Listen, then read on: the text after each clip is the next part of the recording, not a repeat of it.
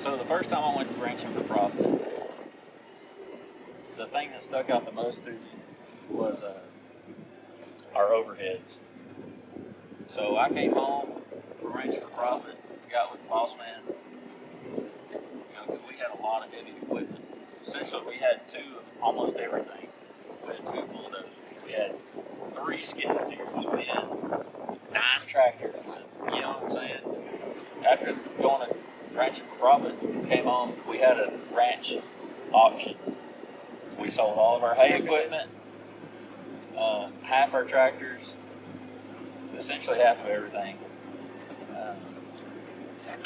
The scuttlebutt in Kaufman County was we were going out of business because we were selling everything. That first year that the business was made, there wasn't a business plan. The cattle operation was,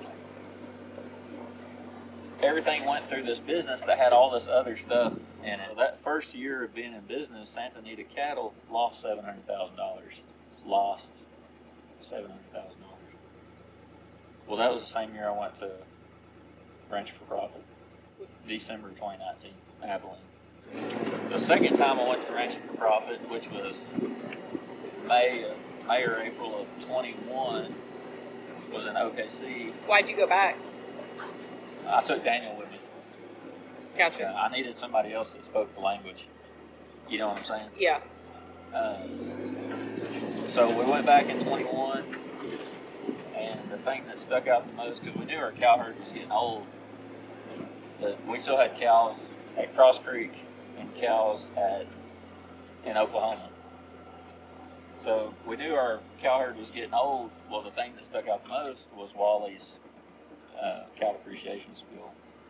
So Daniel and I were running the numbers on our cow depreciation. We're in the hole like $84 a head before we ever try to pay them. That was just for them to live on. We sold like a 1.2 mil on cows that year. So that year the books look good. You know what I mean? But if you look back over the course since the first time I went to Ranching for Profit, the business went from losing, over $500,000 to then we went to $400,000. And so every year we've climbed out of the hole. In the last 2 years, we've been within 30,000 of zero. Which, a lot of folks go like, well, you still lost money. Yeah. But if you compared to where we were, to where we're going in the right direction. Right. But that's to save someone over $500,000. Yeah. It's not all about how much you make sometimes. Sometimes it's about how much you can save. Yeah. But when we did that, we went to gain cattle because we didn't have to buy them. There was less risk involved. We had a built-in rest period. You know what I'm saying? Yeah. With the gain cattle. And that was important to you with what y'all were doing here. Right. At the time, I had more hands. So I had, 2 full-time guys in Oklahoma. I had 2 full-time guys down here besides me, sometimes 3. But with the stocker deal, we had to run max amount of numbers in order to get where we were trying to go financially. So we were maxing out our rate, our stocking rate, which was still, it was unbelievable what we've been able to do. But being that it's stockers and high-risk cattle, it created a lot of work. Because we were freaking doctor. We wrote doctor, you know what I mean? Yeah. Like this season, in the past month, there was 1 week, Eli doctored 122 bad feet. Now, he wasn't roping them. We did start walking them up to the pens. Yeah, because he's doctoring 30, 40 at a time. Yeah. We don't have enough horsepower, much less manpower. So my goal this year was, okay, I'm going to try to do more with less. So I'm not going to have all these full-time guys.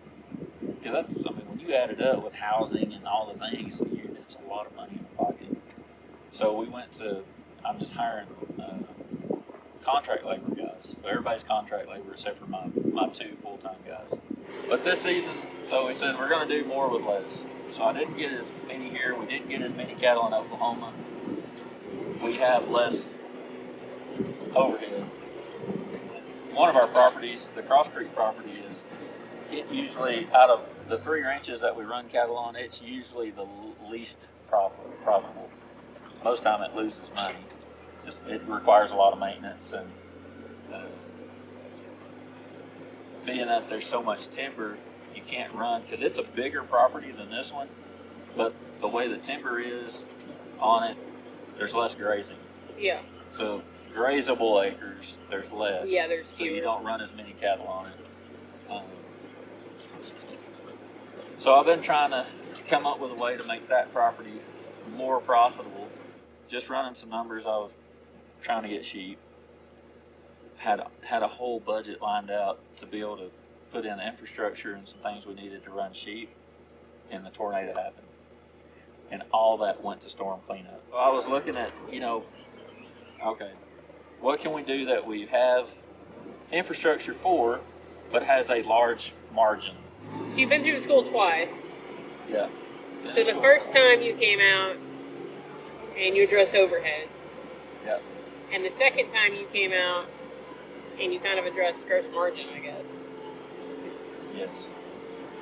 So now are you looking at turnover or? Still looking at gross margin. So we went and bought 200 head of open heifers, and we're breeding them up because they have a large margin in them, Yeah. especially the type of heifer that we bought. We've never gotten a bigger check off game cattle than we ever did off of selling calves in the cow-calf enterprise. But the amount of money that we save is the difference maker. It's bigger than what we could have ever made off calves. Do you see y'all getting back into cows? Yeah, at some point. Style will be a lot different as far as herd management. And where before, when a cow was bought here, they were bought for life. Yeah. You know what I'm saying? And that'll be different. Well, I do think if you're in a not good situation financially in your cow herd, it will make the most sense.